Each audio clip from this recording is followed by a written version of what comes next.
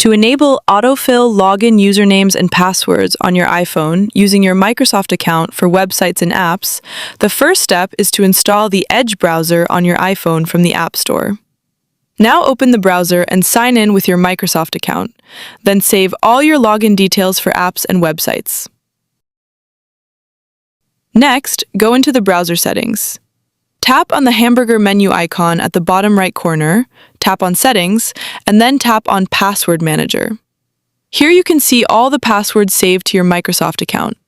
To use this data for autofill on your iPhone, make sure the Edge browser is selected for autofill.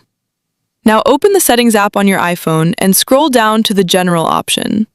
Scroll a little more and tap on the Autofill and Passwords option. Scroll down to the Autofill From section and turn on the Edge toggle for passwords. That's it!